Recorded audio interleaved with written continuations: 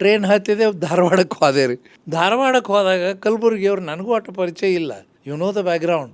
I didn't have much contact with him. Paper ಓದ್ಕೋತ ಎಲ್ಲಿ ಅವ್ರಿಗೆ ಶೂಟ್ ಆತಲ್ಲ ಅದೇ ಮನೆಯೊಳಗನ ಹಿಂಗೆ ಕೂತಿದ್ರು, ಹಿಂಗೆ ಚಸ್ಮಾದಾಗ ನೋಡಿ ಯಾರು ಅರವಿಂದ್ ಬರ್ರಿ ಬರ್ರಿ ಬರ್ರಿ ಅಂತೇಳಿ ಒಂದು ನಿಮಿಷ ಅಂತೇಳಿ ಪಾಪ ಒಳಗೋಗಿ ವಿಭೂತಿ ಧರಿಸ್ಕೊಂಡು ಅಂಗಿ ಹಾಕ್ಕೊಂಡು ಬಂದು ಕುಂತರ್ರಿ.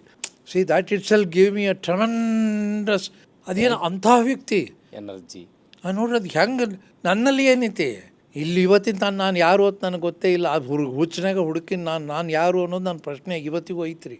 ಅದನ್ನ ಇಟ್ಕೊಂಡು ಹೋದಾಗ ಏನು ಅರವಿಂದ್ ಅಂದರು. ಏನಿಲ್ಲರಿ ಹಿಂಗೆ ನಾ ಅನುವಾದ ಮಾಡ್ಬೇಕಂತೀನಿ ಅಂದ ಕೂಡಲೇ ಹೌದಾ ಒಂದು ನಿಮಿಷ ಇರ್ರಿ ಅಂತೇಳಿ ಒಳಗೆ ಹೋದ್ರ ತಮ್ಮ ಲೈಬ್ರರಿ. ಒಂದು ಇಟ್ಟು ಕಾಗದಾಡನ್ನ ಕೈಯಾಗ ಹಿಡ್ಕೊಂಬಂದ್ರಪ್ಪ, ಇದು ತಗೋರಿ ಅಂದರು. ಇದು ಏನ್ರಣ್ಣವ್ರ ಅಂದೆ. 3000 ವಚನ ನಾನು ಸೆಲೆಕ್ಟ್ ಮಾಡಿಟ್ಟಿನಿ. ಯಾವ್ದು ಅಂದ್ರೆ he was waiting for you as if he was waiting for you. Basavanna was had organised this. ಬಸವಣ್ಣವ್ರಿಂದ ಅರೇಂಜ್ಮೆಂಟ್ ಮಾಡ್ಯಾರ. ನನ್ನ ತಲೆಯೊಳಗೆ ಇದು ಬರಬೇಕು, ಸೆಂಟ್ರಲ್ ಇನ್ಸ್ಟಿಟ್ಯೂಟಿಗೆ ಹೋಗ್ಬೇಕು, ಅಲ್ಲಿಂದ ಧಾರವಾಡಕ್ಕೆ ಹೋಗ್ಬೇಕು, ಧಾರವಾಡದಾಗ ಅವ್ರ ಪರಿಚಯನೂ ಇಲ್ಲದ ವ್ಯಕ್ತಿಯನ್ನು ಪರಿಚಯ ಮಾಡ್ಕೋಬೇಕು.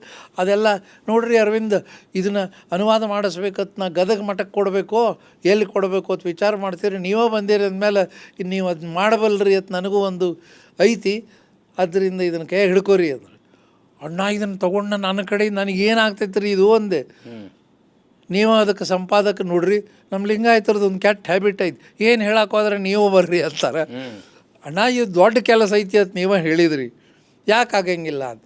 ಆಯ್ತರಿಪ್ಪ ಬರ್ತೀನಿ ಅಂಥೇಳಿ ಅವತ್ತು ಆ ಪ್ರಾರಂಭವಾದ ಕಾರ್ಯಕ್ರಮ ಮೊದಲು 12 ಭಾಷೆಗೆ ಏನೋ ಅದು ರೀ.